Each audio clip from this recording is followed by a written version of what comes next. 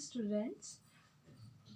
Today in this video we will discuss our 5th chapter for science, class 5th, diseases and their prevention. तो diseases मतलब बीमारियां और prevention मतलब उनके रोकथाम. तो अब हम इसमें बात करेंगे बीमारियां और उनके रोकथाम के बारे में. So first is what is disease? Disease क्या होता है, मतलब बीमारियां क्या होती हैं?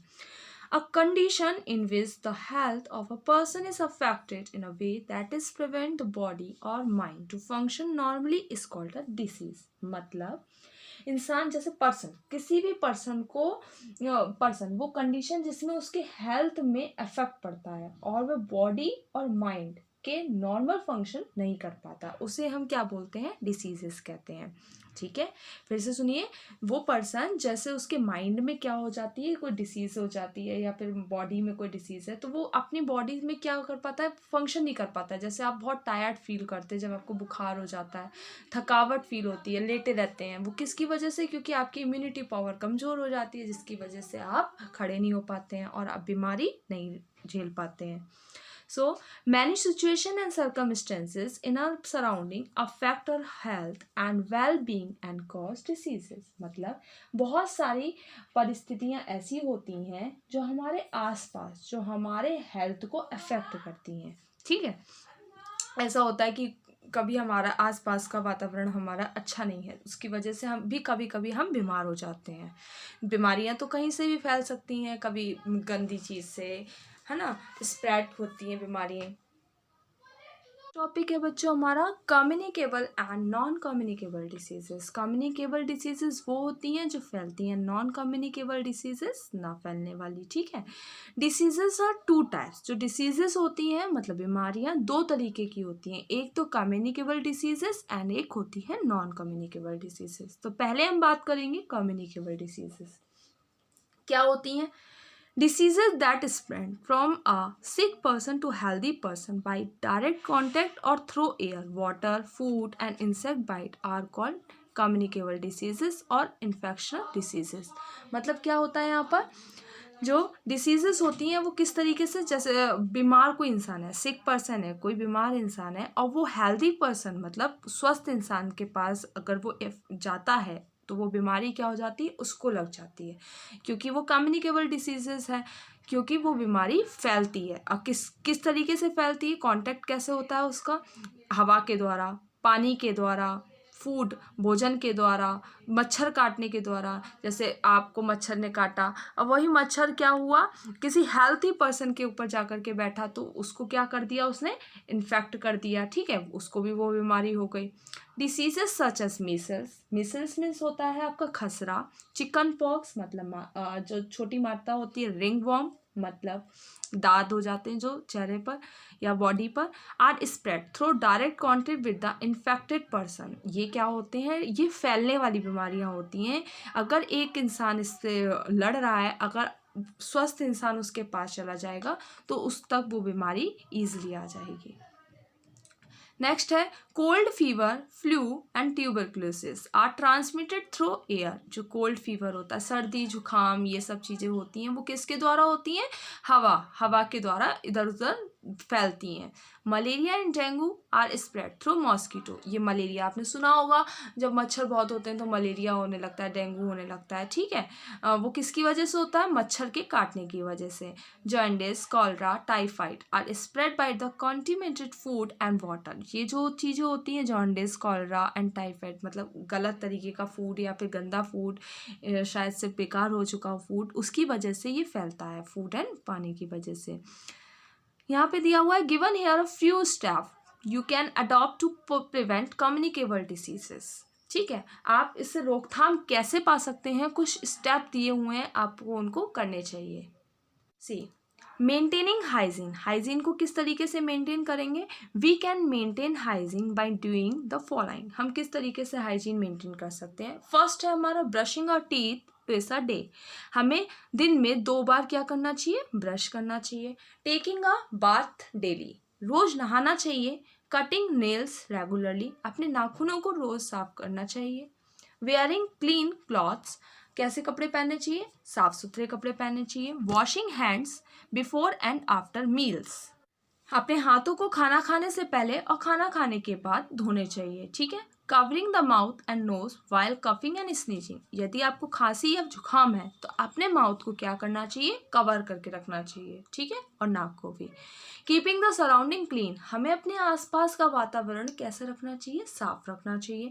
डिस्पोजिंग ऑफ गार्बेज प्रॉपरली, हमें क्या करना चाहिए, जो गार्बेज, जो कूड़ा कचरा होता है उसको प्रॉपरली क्या करना चाहिए, दबा देना चाहिए या फिर डिस्पोज कर देना चाहिए, ख़त्म कर देना चाहिए, ठीक है। स्प्रेइंग डिस्इंफिकेंट और stagnant water to prevent mosquito from breeding, यहाँ पर क्या होता है, हमें क्या करना चाहिए, जैसे कहीं किसी जगह पे पानी भरा हुआ है तो उसको क्या हटाते रहना चाहिए, नहीं तो वहाँ पे क्या होता है और छोटे छोटे मच्छर क्या हो जाते हैं, पैदा होने लगते हैं, और जिसकी वजह से क्या हो जाता है, बीमारियाँ और फैलती हैं। तो वहाँ पे हमें स्प्रे करना चाहिए कुछ कीटाणुनाशक दवाइयाँ, ठीक है।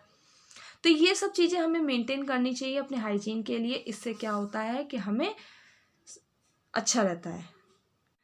नेक्स्ट टॉपिक है हमारा वेंटिलेशन। वेंटिलेशन मीन्स होता है आपका हवादार, ठीक है।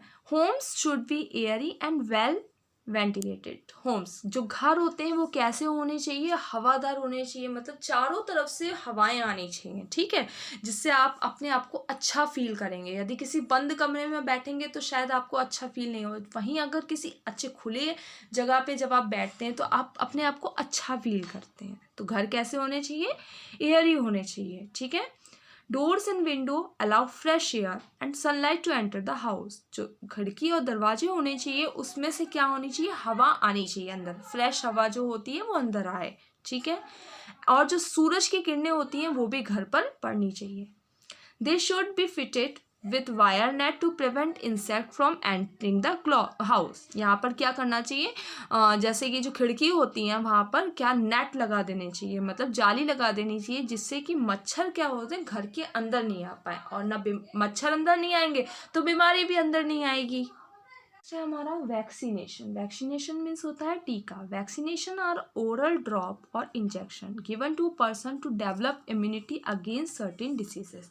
वैक्सीनेशन, टीका हम मतलब इंजेक्शन क्यों लगाते हैं, जैसे कि कोई बीमारी है हमें, ठीक है, अब यदि कोई बीमारी है तो हमें क्या, इम्यूनिटी पावर को बढ़ाने के लिए, उससे लड़ने के लिए हम दवाई खाते हैं, ठीक है, हम उसी के लिए तो दवाई खा रहे हैं। उस चीज़ को डेवलप करने के लिए, हम डिसीजेस से लड़ने के लिए हम वैक्सीन लगाते हैं, ठीक है। A person who is vaccinated against disease will not be affected by that diseases, मतलब अगर किसी को किसी बीमारी से रिलेटेड वैक्सीन मिल जाती है तो उस पर्सन को वह बीमारी कभी नहीं होती लाइफ में। इसीलिए बचपन में ही टीके लगा दिए जाते हैं। Vaccination help prevent diseases such as polio, chicken pox and typhoid. Vaccination क्या हेल्प करता है, देखिए, इनसे लड़ने में, हमारी रोकथाम में हमारी मदद करता है। जैसे पोलियो हो जाता है, चिकन पॉक्स, टाइफाइड, ठीक है, इनके लिए वैक्सीन तैयार करी गई हैं जो कि बचपन में ही लग जाती हैं। Let us understand these diseases, हम इनके बारे में पढ़ते हैं। Polio is an infectional disease that result in muscle and joint weakness, loss of reflexes and generally result is loss of particular limbs movement. Polio जब किसी की मतलब पोलियो हो जाता है, ठीक है, तो उसका रिजल्ट क्या होता है, मतलब उसके क्या सिम्टम्स उसकी बॉडी के अंदर आ जाते हैं, उसकी मसल्स जो होती हैं वो काम करना बंद हो जाती हैं, उसकी मांसपेशियां, जॉइंट, मतलब जो जॉइंट्स होती हैं वो वीक हो जाती हैं, कमज़ोर हो जाती हैं, वो अपने आप को बहुत कमज़ोर फील करता है, और यहाँ पे क्या होता है, उसके हाथ पैर चलने बंद हो जाते हैं, देखा होगा आपने, बहुत पतले से भी हो जाते हैं। अब सेकंड है, chicken pox is an infectional disease that cause itchy blister like rashes on the skin. Chicken pox में क्या होता है, देखा होगा जब छोटी माता निकलती हैं तो छोटे छोटे से दाने से निकल आते हैं और वो बहुत इची होते हैं, मतलब खुजली करते हैं, और ब्लिस्टर लाइक, मतलब रेड रेड से हो जाते हैं, उनके अंदर पानी सा भरा रहता है ना, और रैशेस हो जाते हैं पूरी स्किन में, और पूरी बॉडी में भी वो चीज़ें हो जाती हैं। तो ये क्या हो जाता है, चिकन पॉक्स की वजह से होता है। थर्ड है आपका typhoid. Typhoid is a disease that spread through contaminated food and water. It cause fever, vomiting and sometime death. Typhoid से क्या होता है, ये भी फैलने वाली बीमारी है और ये किससे होती है, पानी और भोजन से होती है, जिससे क्या होता है बहुत अपने आप में बुखार सा लगता है, वॉमिटिंग फील होती है और कभी कभी क्या हो जाता है, डेथ भी हो जाती है। So our topic is finish. I hope आपको समझ में आया होगा। डिसीजेस के बारे में अगली वीडियो में हम इसके आगे पढ़ेंगे। Goodbye, have a nice day and happy mother's